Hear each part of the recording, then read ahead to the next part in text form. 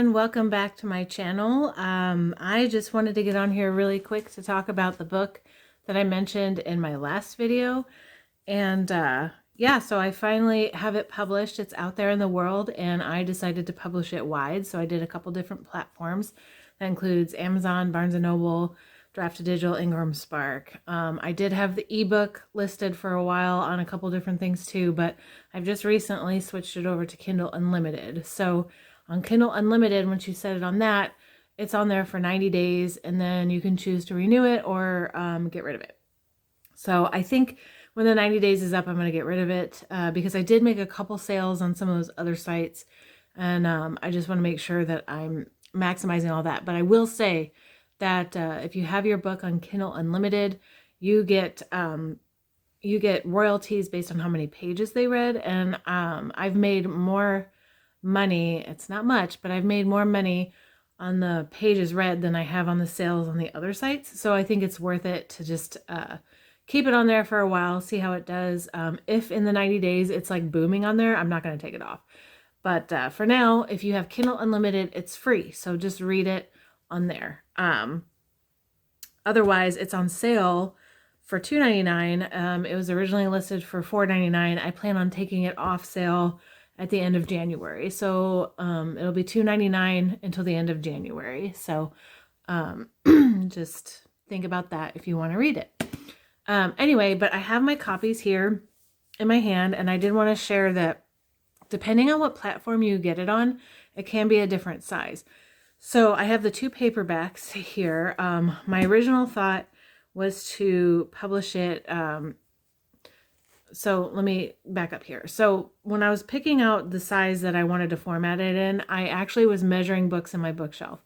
And one of the books that I had that's like one of my favorites, Dune, which everybody knows Dune. Well, most people know Dune. It was this size that I chose. And the size is very weird. It's 5.06 by 7.81. And so that's this in visual form. And so it looks like a good normal paperback book. And so I challenge you to go to your bookshelf and measure some books and you'll find some offbeat measures. I got reamed on Reddit for choosing this. They said I was stupid for doing it, but I'm like, I don't know, whatever. But I really like the size of this. It made the book seem more substantial because it's kind of a short story. Or shorter story. It's not a short story by any means. It's about 57,000 words, 56,000 words. Yeah, anyway, so it just seems more like substantial in your hands. It's nice. So Amazon and Barnes & Noble, you can buy it in this size. On the platforms that I think it's Draft2Digital and Ingram Spark, they're both 6x9, which is also, again, a fine size. It's bigger. I will say, you know, I mean, obviously since it's bigger, it's not as many pages, so it doesn't feel as bulky. But for size comparison, you can see here's the 5.06 by 7.81 against the 6x9. So there's a good gap between the two. So, you know, that many more words are on each page. So it slims it down just a touch. So, and that's fine. I mean, both, I really love the feel of the 6x9. It feels heavy, but then again, it's also printed on a different printer. So I don't know if it's like the page quality or what contributes to that. I will say this versus this, the inside printing is not as good on this one as it is on this one. So each chapter has an image. Let's see, get to one. So you can see here, there's like a little image on the top here. And I had it set to be a little bit transparent, because I didn't want it to overwhelm the title.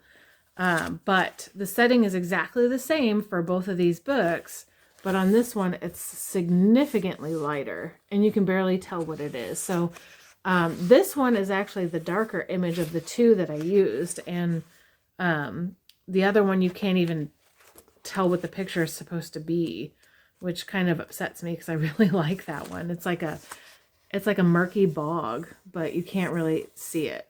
So anyway, but that's on this one, which was draft to digital. Yeah, this was draft to digital.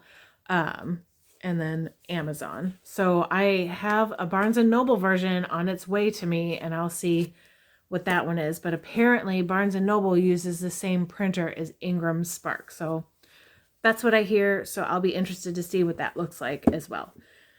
Now that that's out of the way, and I will talk more about self-publishing in another video because there is so much to say about self-publishing. It is ridiculous. But for now, I just wanted to talk about my book. So, excuse me, if you're interested in reading the book, it is a horror sci-fi, and it's a creature feature, and you'll know it right away because the prologue tells you about it. So, I mean, it's not an info dump. It's the prologue is, it just sets it up. So you'll know what I'm talking about if you read it. But anyway, it's a creature feature horror, and there's some elements of sci-fi. So my inspiration for this, and I did talk about this in the last video, my inspiration for the sci-fi element was this show Tales from the Loop on Amazon Prime, which I don't know if it's still on there. I imagine it is, but I don't know. But anyway, the story isn't specifically about these underground inventors, but that story had an underground lab that was doing some crazy things. And so I was like, well, I'm going to take that element and make these scientists actually inventors. Now, I'm not an inventor by any means, but I am a scientist. So some of the stuff I was trying to like kind of mesh together. So like rather than, I'm a formulating scientist. So like when I formulate things, I mix A, B, C, optimize everything and mix it, heat it, whatever you need to do. So I kind of used that aspect of it to create inventions. So I got some feedback saying that it was a little too technical in some spots, but then I got feedback from my editor saying like, no, it was great. You explained things well.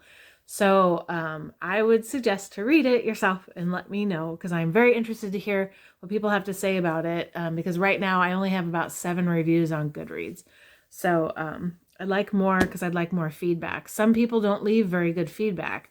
One person said they just... well, one person said that it was too technical in that area and it was goofy at times. And it's just like, okay, well, I get that. I know that because I wrote it. But I mean, I need a little bit more input. But anyway, so that being said, check it out. So another thing I wanted to talk about with the book, which I did mention in the last video, is that this has 3 endings. So there's a pivotal moment in the final chapter where the main character and his friends, or well, one of the main characters and their friends, were up against the threat, and the guy has to make a choice on what he's going to do. So depending on what choice he makes, there's a little extra of the final chapter, and then it moves into an epilogue. And so I would say each alternate ending is about 10 pages in total. So it's not terribly long, and you could always, like, if you don't like what you read, you can always go back and just do another one, because it, like, in total it's maybe 30 pages. But I got some advice or some feedback on that people loved that and they hadn't seen that in like an adult book. And my inspiration for that was not Choose Your Own Adventure, which I did love as a kid. I loved Choose Your Own Adventure. It was actually the movie Clue, which if you've seen Clue, there's, I think, 3 or 4 different endings, something like that. And the very last ending, which they say was the real ending, was that Mr. Body was a bad guy. And I was just like, I don't like that. I'd rather it be this ending. And so, you know, in my mind, I'm just like, no, it's going to be this one instead. So the same thing applies here. So if you decide that you don't like one of these endings, or maybe you don't like any of the endings, I don't know. That's something else I want to know. So just tell me. But yeah, if there's one particular ending that you like, you know, then you can just be like, yep, that's the one I'm going with, even if you read all 3. And I encourage you to read all 3, because There's a good ending. Oh, well, a good ending. It's not really good, but it's better than bad. Anyway, that sounds so stupid, but there's a good ending, a bad ending, and a bittersweet ending.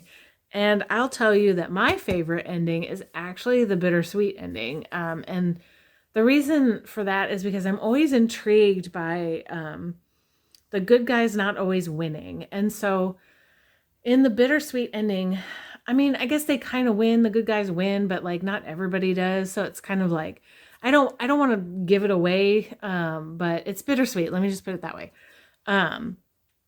But I'm always intrigued by that kind of a plot line because it's so easy to just, watch a movie and know that, or read a book and know that the good guys are going to win, or, good things are going to happen because the story is going to go that way. I kind of, was thinking about this in relation to Star Wars earlier today, because if you go back and watch The Phantom Menace, they were talking about how Anakin was the chosen one and he was going to bring unity to the Force and all that stuff, which maybe in some way it's true, but I thought it was interesting that they took that character and made him evil, and he was evil until his death, basically. And so I kind of am intrigued by that sort of thing. And it didn't bring, I mean, I'm not a Star Wars fanatic. I'm not a scholar in any of that. But I think in my personal opinion, it seemed to me that he was meant to be the chosen one, but then did not bring the unity of the Force because he went to the dark side, which I find intriguing. Anyway, whatever. So my point being is I kind of like those nuanced endings. So not where just everybody's like, yay, we win, and the world is saved and happily ever after, blah, blah, blah. Another example that I have of this that I was really intrigued by was Final Fantasy 13, which if you ever played Final Fantasy games, 13, there's 3 of them. There's Final Fantasy 13, 13.2, and 13.3. I only played the first 2. And then in the second one, it was an alternate timeline thing. So you chose the direction that your characters took. So I really liked that. I don't think that game did very well because I don't think that's a very common thing that people like. Let me put it that way. Which, it's in my book, but whatever. People are going to like it. People aren't going to like it. But anyway, in 13.2, the main ending, if I recall correctly, was actually not good. So I think it was the main ending. I don't think it was one of the ones that you could choose and fail at, but I think it was like the main ending. And the bad guy won. So it's just kind of like, sorry for spoilers, but I really thought that was intriguing and it was done well. So there are other movies out there where they don't do that well. And one glaring example comes out, and it's Netflix's The Open House. If you've ever seen that movie, I'm sorry, that movie is terrible.